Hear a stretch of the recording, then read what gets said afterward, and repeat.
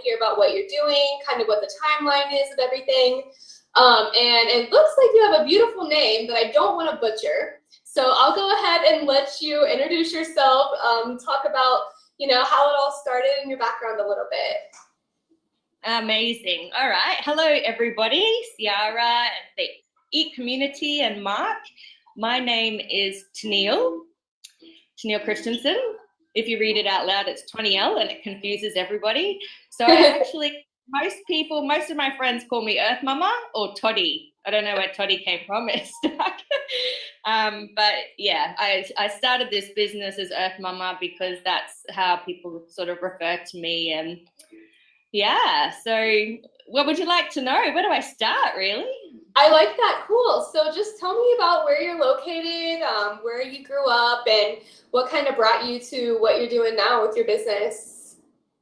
Yep, cool. So I reside in a beautiful place called Kuranda, which is in the village of the rainforest up in the mountains of Cairns in far north Queensland. We have the amazing Great Barrier Reef, and it's where the rainforest meets the sea.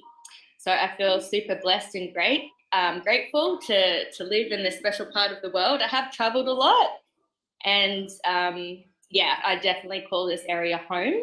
I grew up in Townsville, which is 4 hours south, and right now I'm actually at a place called Bungalow Bay Koala Village on Magnetic Island, which is just off the coast of Townsville, and we're the third week into school holidays here in spring. So these September holidays is the most beautiful time of the year in terms of weather for us. We can swim in the ocean without being stung by jellyfish. So this is, living the dream here. What got me started? I grew up in Townsville, and I think my health really got me on the journey of permaculture.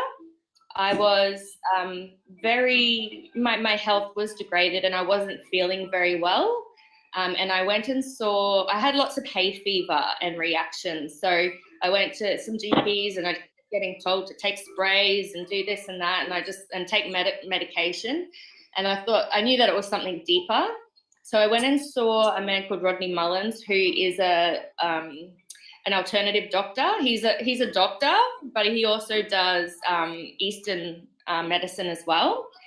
And he introduced me to food as medicine and looking at my diet. And at that time, my adrenals were so ruined that I was drinking 4 to 5 coffees a day to get through the day. And so that was kind of the big awakening I'd say I was 26 at the time. And I just started looking at where I could get local organic food, and I realized that in my community there wasn't any local food producers.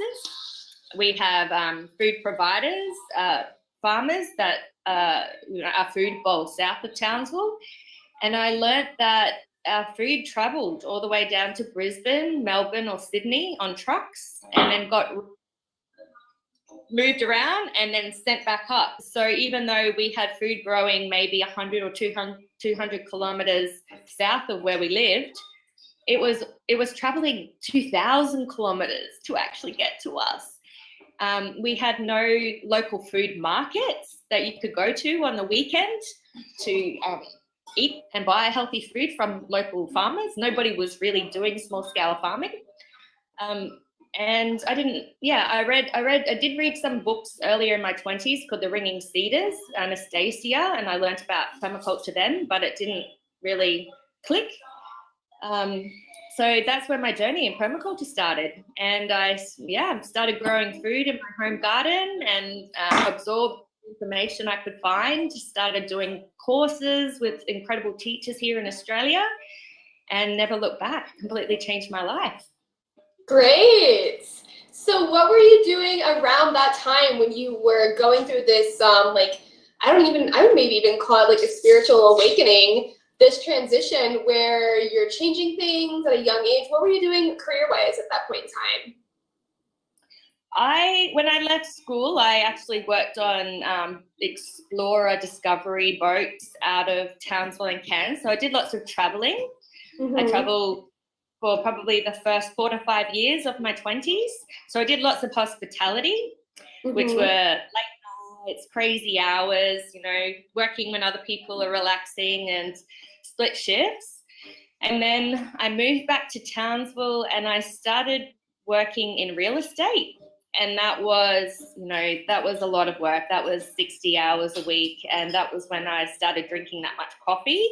I suppose I lost my work-life balance. I went from, travel and freedom and being very close to the earth, maybe taking it for granted. I know that I did appreciate it a lot, but in reflection now, I have a deeper understanding of how important it is to have natural sunlight, to be grounding on the earth, to walk barefoot, to be exposed to the natural elements on a daily basis. So I think I went from that, extreme into working inside 4 walls, being around technology and on the phone all of the time.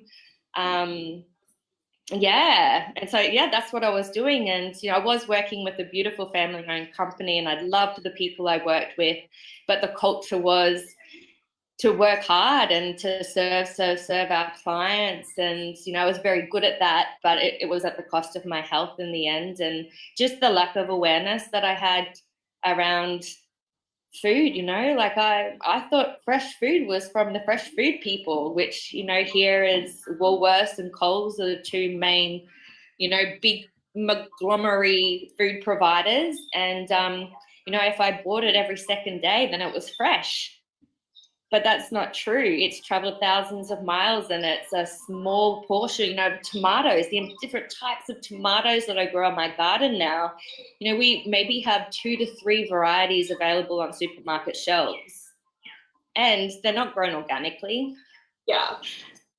And so I learned about, the importance of good, healthy soil so that we have, a tomato can look like a tomato.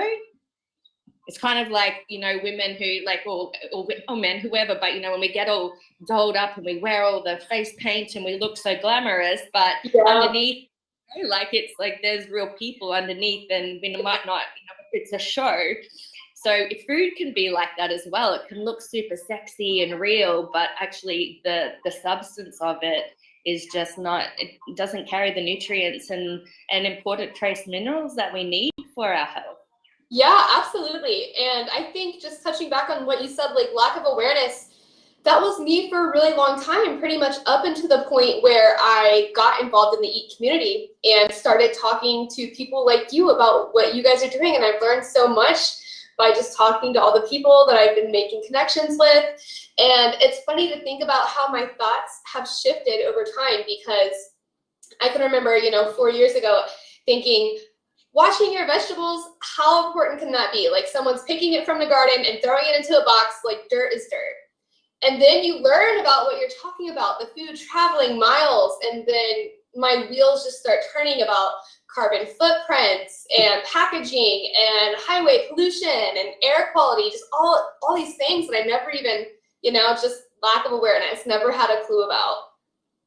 Yeah, so these conversations are so important because we walk around with assumptions or even, a level of trust and believing that that's how it should be done. So it's done like that, right? But yeah, there's different agendas at play. But, in the last decade since I've been doing this, maybe a bit longer now, because time flies when you're having fun. I think so many people are more aware now. Mm-hmm. Yes, for sure.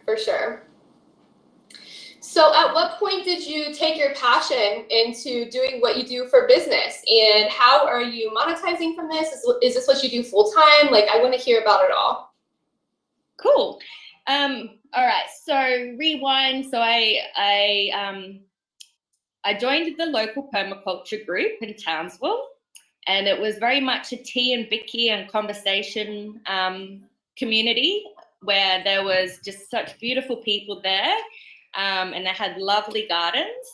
And then I met a few other people around my age who were like, yes, this is amazing. So let's start a community garden. So we just started doing different projects together, and all the while growing food in my garden and improving that from just a normal suburban block. I met my partner, Blake, in this place as well. And so we were living maybe 5 minutes away from each other, him in Aikenvale and myself in Mundingburra along the side of the river. And we had like 605 square metre blocks, and we just filled it full of food. So I think people just started seeing that and asking us for advice and to come around and help them to know what to grow and how to design their property. So it was like really, sketching things on paper and that kind of. Your guys' area doing anything like that at that time? No. Cool. Yeah, so we started a bit of a movement. We had like a lot of friends join us, and we had amazing foodie, feasty dinner parties, and just talked. We're both plant nerds, really, just talking about health and food and things like growing food. And so with the community group asked us to take on management. So we did that as friends, and we put together a community garden, and we started some just educational programs with Food for Thought with another friend. And so we held monthly meetings for the permaculture group and also Food for Thought, which meant we were meeting every 2 weeks. Food for Thought was really based around people who had more of an interest in food and health and having access to food, and the permaculture group was more about it called in people who really wanted to learn how to grow it. And then there was a crossover of those same kind of people. So we started doing, we got grants from the council and started putting on Movies That Matter, which are films that are solution based, and they drew really great crowds. And we combined that with a Food for Thought feast. So everybody would bring a potluck, and we'd put it around and make a big long table, and everyone would bring little recipe cards. And before we'd eat, everyone would talk about what they grew and what they put in the ingredients. So anyone with dietary issues, it was like very clear on what everyone was eating. We were sharing recipes that way. And we would just have the most amazing feasts and then go and watch this really inspiring film. So that all kind of started and just evolved that way. And then Blake and I fell pregnant with our daughter Nova. So we moved up to Kuranda, which is where his parents are, and his hometown. And just started another garden there. And then decided to do it full time. So we started a business called Organic Motion. And basically we set out to design edible landscapes and to get people growing food in their gardens. It became a really big learning curve on business, and so how to marry our earthy permaculture understanding. We did training, so we went and we both did our PDCs with Darren Doherty from at Free Range Permaculture up north here. He's got the Regrarians, if anyone's heard of the Regrarians. He works mainly with big farms to transition into permaculture systems. And we went and trained with Jeff Lawton. And then since I've done lots of training with the amazing women permaculturalists here. So Robin Clayfield, Robin Francis, Penny Livingston at the Green School in Bali. So I've just become a student of permaculture. Always something to learn. Every property I go to, even with our clients, new landscapes, and people just have so much wisdom that they don't even know that they carry. We have a savers organisation up here, the Real Food Network. So I feel like I learn something new every day, and I just love to speak it out and share it with other people. To keep that flow going, and people, and like I didn't know what I didn't know. So just speaking from the heart and sharing what I know. And yeah, so I've just naturally become an educator, and lots of people asking about courses and things. So we've run 2 permaculture design courses. We went and got trained into being permaculture design teachers. So we ran 2 amazing tropical permaculture courses up at the Steiner School, and around the Tablelands, did amazing tours to really incredible properties. And I run 2-day introduction to permaculture courses around North Queensland. And I run a 1-day incredible edibles workshop, which is based on the book that I wrote. But the book came later. I kind of ran the workshop, and then all of the notes that I created ended up turning into a book. And then everyone's like, can you get this printed? So that's the explanation of the Tropical Superfoods Guide. That's cool. So with all the education and stuff that you're doing, when you say courses, are you doing live, like boots on the ground courses and doing tours, or is this just where you're going out and doing it, like hosting a webinar like this?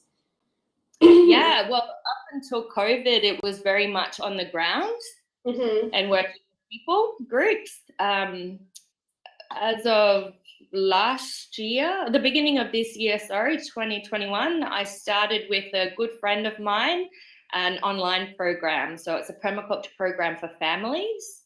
That's really close to my heart. Even our in-person 2-week PDCs, they were very focused around families. So we had a Nature Kids program happening alongside the parents learning, so that families could come together, because I just think this is such a really, really important information and life skills for to have.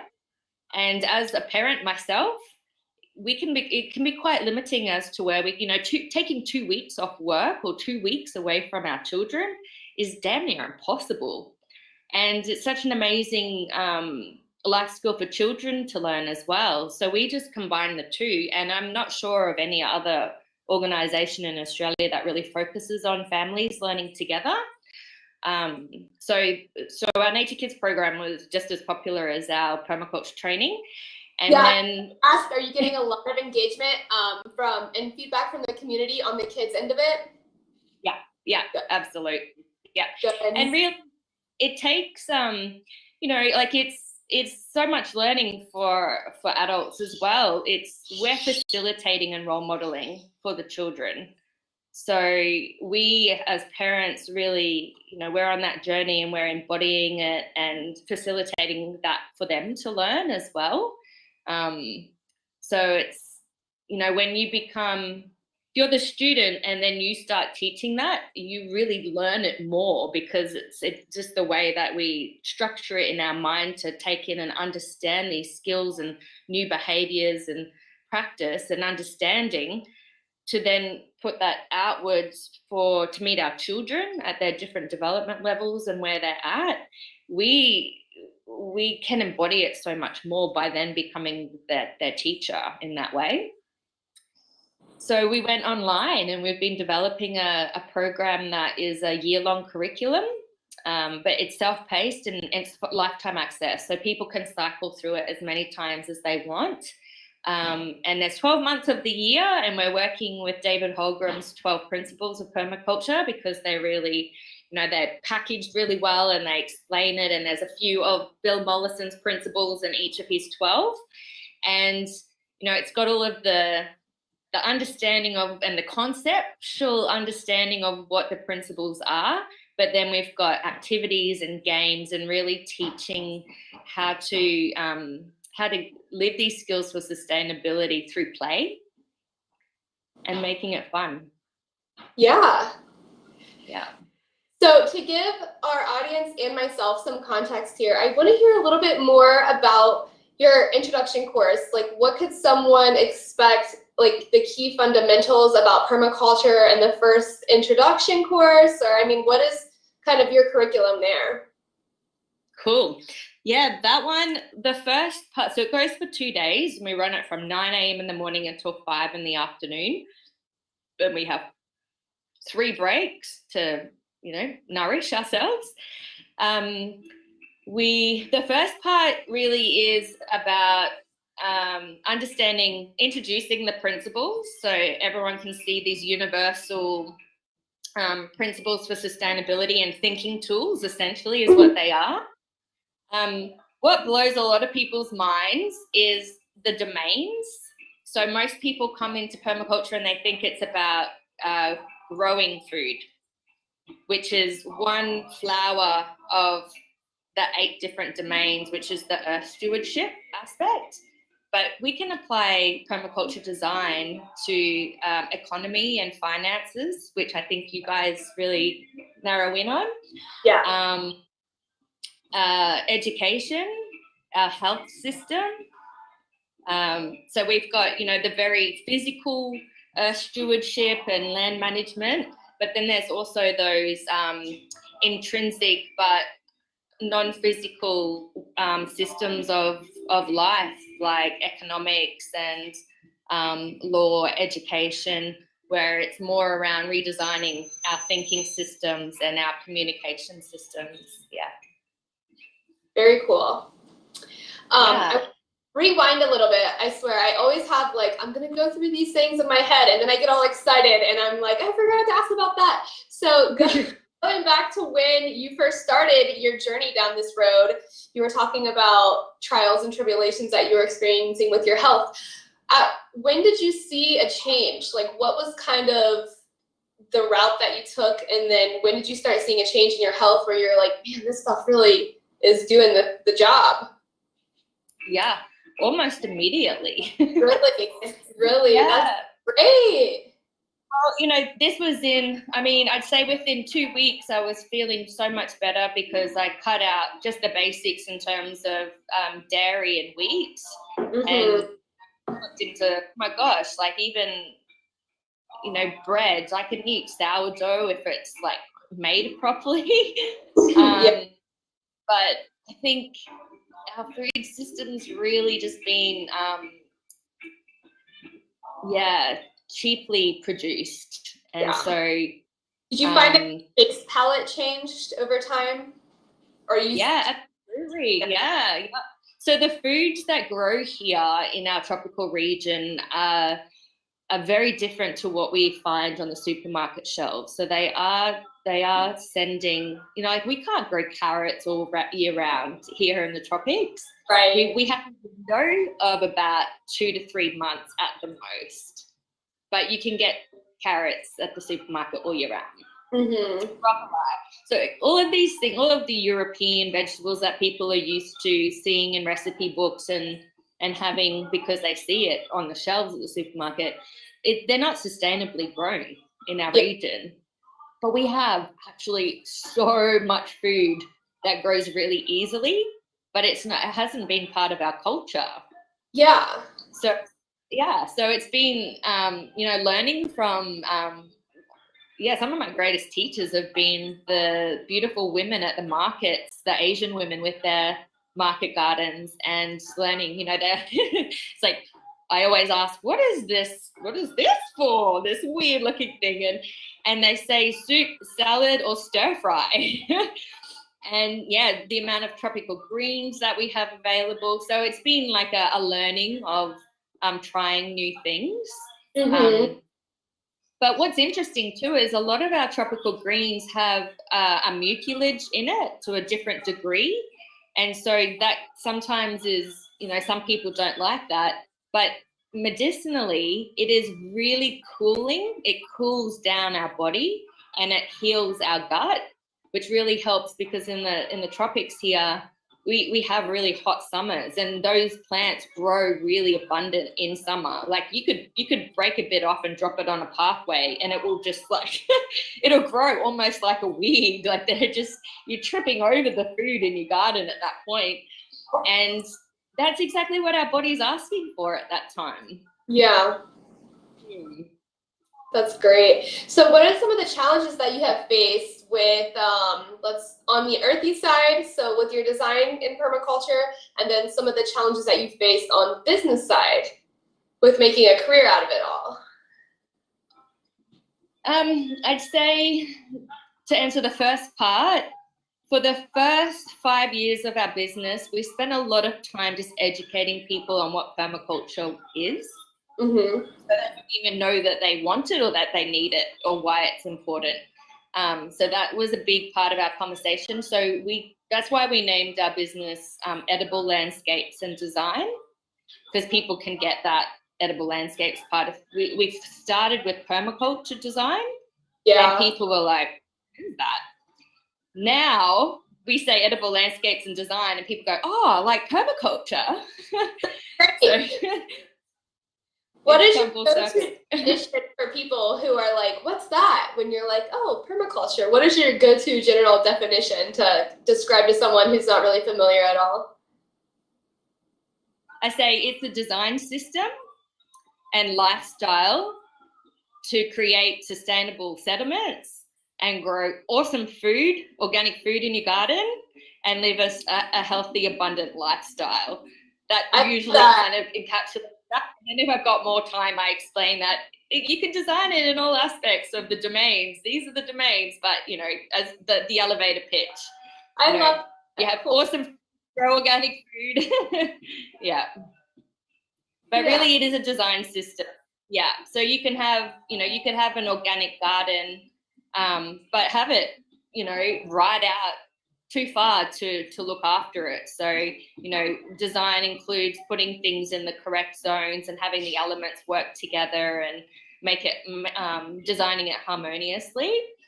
Yeah. So, I mean, because we do, here in Australia, we have a lot of Italians and, you know, cultures that have come here that do, you know, they from home, they did have beautiful gardens and grew food, but there's this interesting kind of mindset where if you had a garden, then you would hide it. You'd put it out the back near the shed, not up against the house where it's really convenient and close. Because that's how it is here. Yeah, that's how it is here. You never see anyone with gardens in the front yard or anything. It's always in the back corner. I even told my husband, I'm like, screw the flower bed. Let's start growing tomatoes out front in the mulch. And he's like, are you crazy? And I'm like, I need to get you on some of these webinars. Your herbs right at the back door and all of your fresh picking greens and yeah, so it's like you're poor if you're growing your own food out there, you know. And now it's like if you don't have to work a 9 to 5 and you can stay home and potter in your organic garden and eat lavish feasts, you're rich, you're abundant. Absolutely. So what does your average day look like? Do you spend more time in the garden? Do you spend more time behind the screen running the business? I'd say a bit of both. Like I'm really at the moment, my children at school, so I'm like available for work between 9:30 and 2:30. So that's when I do most of my computer work, especially this year because I'm developing all of the content for our online program. In saying that, I am itching to get out in the garden more. Yeah. So there's an end line. I'm like, okay, it's just for this year. But yeah, before and after, I spent a lot of time out in nature, walking my dog, in my garden. Yeah, harvesting, maintaining, planting. Yeah, I work a lot with perennials. So really in our winter, which we're just spring's here now, and things start drying up, we have less water.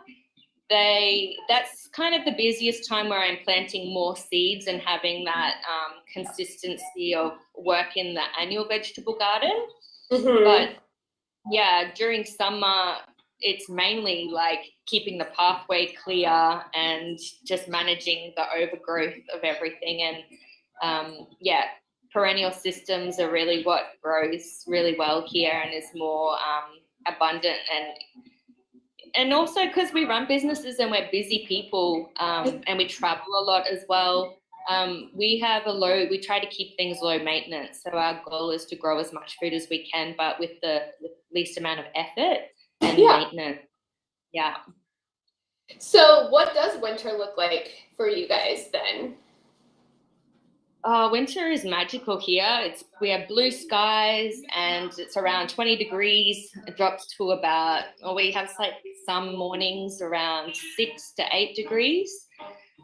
And it's when the most activity happens in the garden in terms of kale and broccoli and zucchinis and beans and carrots and, you know, all of the treaty kind of vegetables. And then, of course, preserving and dehydrating them.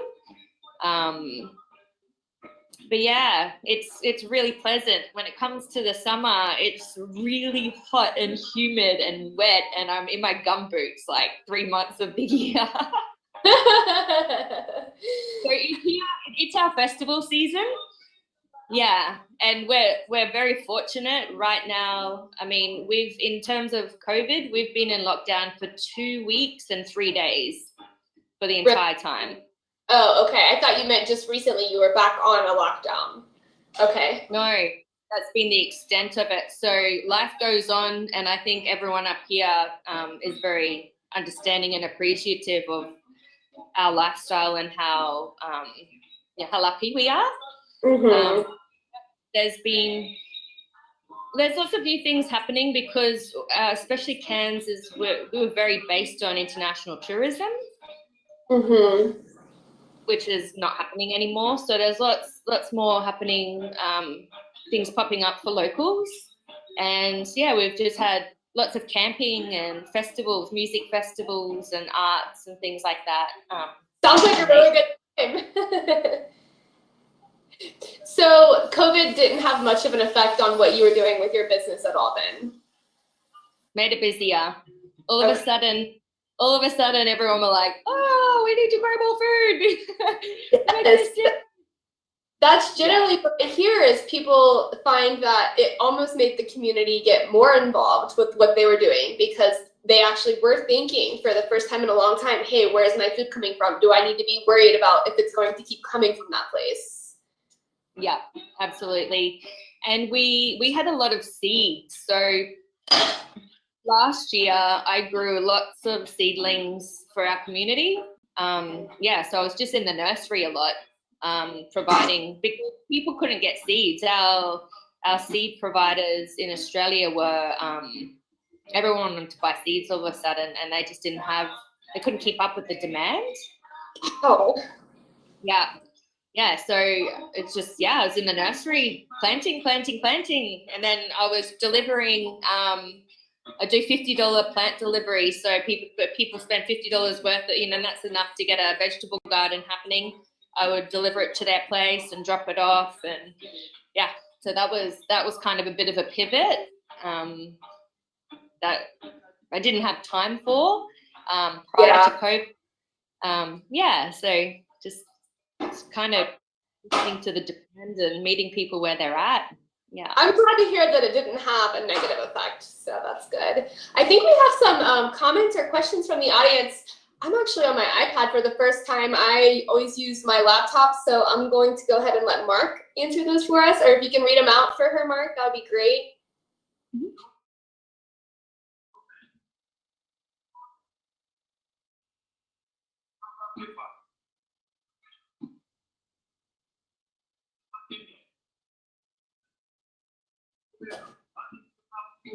Awesome. It is launched already, so you can join us at any time. For this year, we are publishing it month by month, so we're into September now. But you can join us now. It's called the Nature Kids Permaculture Program. There is, on my website, earthmumma.co, there's a little link, and you can click on that and learn all about it and join us straight away. Cool.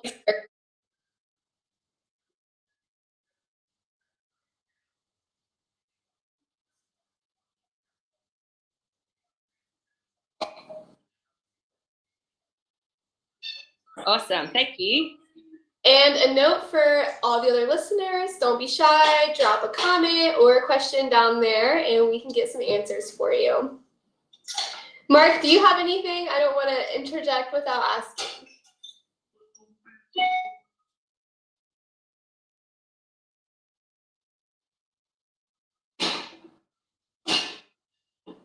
Yeah, Mark, why don't you bring up her website and you can show on there where the courses are and where they can find out more information.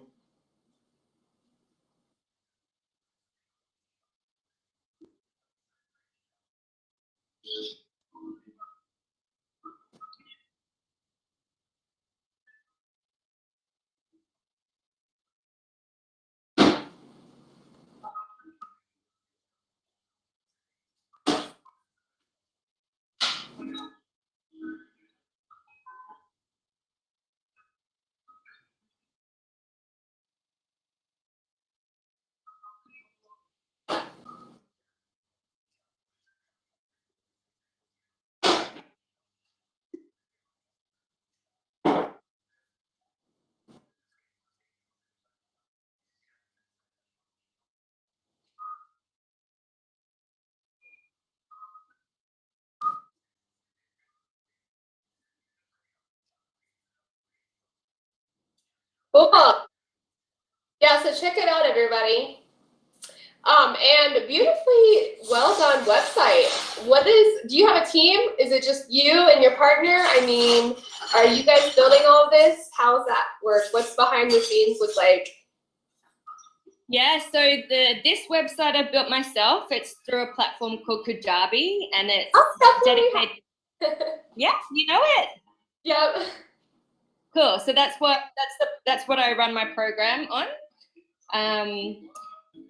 The Organic Motion Permaculture website I co-created with Blake Hudson, my partner, and he is now the Earth Artesian. He does.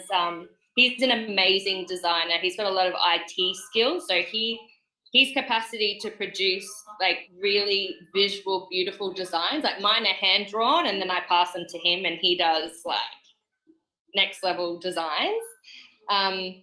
So yeah, as far as like answering that question around the business stuff, like this has been the journey for me, is learning all of the IT techie kind of, you know, do it yourself marketing and website and just social media like Facebook and Instagram and all of that. And, you know, editing videos to put on into our program.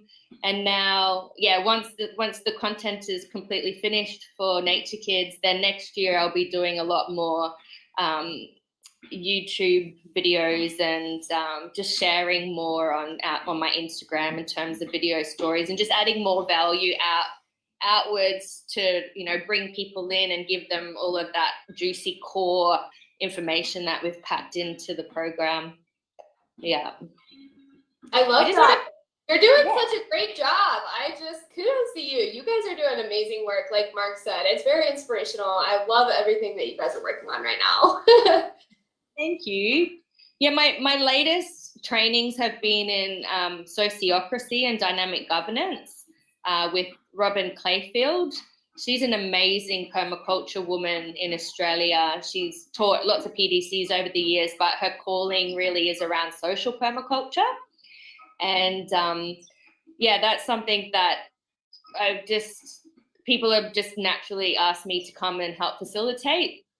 Of late, places like schools that might be having a bit of difficulty in terms of making decisions together.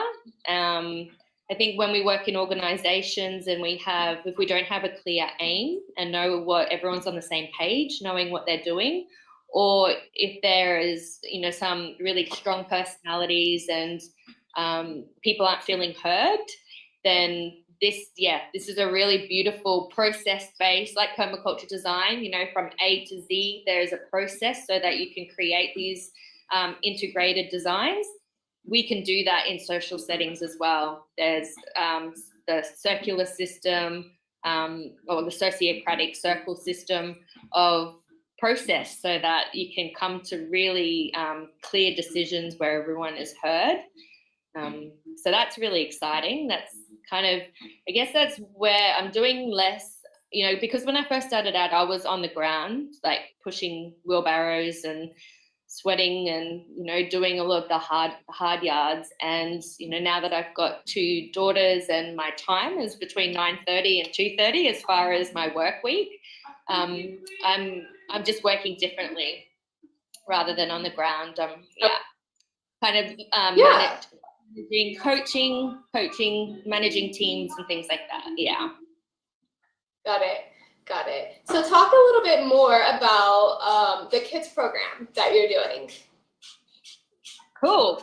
All right. So there's the principle that we explore every month. And I'm doing this, that's my daughter Nova, that picture just there, holding our little lavender Sussex chickens that we hatched recently. We have 5 of them. 2 of them are roosters, so we've got 3 roosters. And we've got a Kelpie dog, and the chickens peck at his face. Oh. Them around like if they're his herd. If they're growing a little bit, there's Blake and I in that other photo there. Okay, so the program. I also have an Instagram page called the Nature Kids Club, and there's lots of information in there as well, and insights into some imagery of what we're doing. Samantha Jurgens, who I do it with, she was actually a student that came to my first PDC with her daughter, and she loved it so much she came back the next year because she said it was a retreat and her life changed from that experience. And at that second course, she said, I'm moving here and I'm going to work with you. Great. That's great. I love that. There? Yeah. Oh, excellent. Yeah. So Samantha does, obviously she's got permaculture experience too, and she does children's yoga. So we've been doing, included each month is a new movement. We either include yoga or breath work or a story, but it's all embodying the movement. So this month, for example, it's Slow and Small Solutions, and we've talked about the story of the turtle and the hare, and slow and steady wins the race. And so as a story, there's different yoga moves that go with it, and different breathing. So a lot around, self-regulation. So that's one aspect of it. We have a zero waste challenge every month as well that ties into it. So this month is really connecting to the slow food movement, and baking our own bread. We've got a fun activity of making butter from cream with a jar and a marble, so the kids can see the work that goes into it and really savor and see how food is the science and how to transform. Yeah. I love how you guys are building this whole new understanding around food. Like, it's something that I wish that I would have been taught when I was a kid. And it's almost like just right time, because with the climate crisis and the generations changing and everything, it's like what you guys are doing is just spot on what we need right now. Yeah. And it was a pain point for me. I was sick so often as a child because of the food that I was eating. Mm-hmm. And my parents, amazing, beautiful people, they didn't know any different. And so if I can save other children from that experience, you know, like, my purpose here is done. But it works both ways. If we eat a healthy diet, we are receiving that from healthy land. One goes to the other. If we have a diverse food diet because we're growing food at home, it's because we've got diversity in our garden. And it's actually quite simple. There's like a few ingredients. We have ingredients to bake a cake. We can recycle all of our food scraps. Nothing should be going into the bin. We can, and that's part of our program. We teach people how to do slow hot compost. Because lots of people put food into a bin and it's a cold compost and it just attracts vermin. It doesn't actually compost. For like a year or two. Yeah, I was going to ask you about that. If you guys do composting and all of that. So elaborate on that, if you will. I'd love to hear more about it. Yeah. So different fertility practices. So we make weed tea. We use like this month, Slow and Small. So it's really about different green manures that we can plant to regenerate the soil, especially in areas where we might be planting a food forest. Mm-hmm. So then there's worm tea, there's things that we can do and ferment our food and make bokashi juice. So we're introducing a full, diversity in different fertility practices that are very simple ways for us to do at home, and the kids can own it. They can, that's their thing. And source separating from the kitchen. So it really is about the practice of permaculture, like putting it into our daily life, our behaviors that just become just our sustainable lifestyle. Like anything that you it might be a new concept, but you practice it for a month and you forget that you never even did it before. It just becomes who you are, and so that's a big part of it. We also pardon? Just becomes a piece of you. Yeah, absolutely. Yeah. We do plant allies and animal totems each month. So throughout the year, the children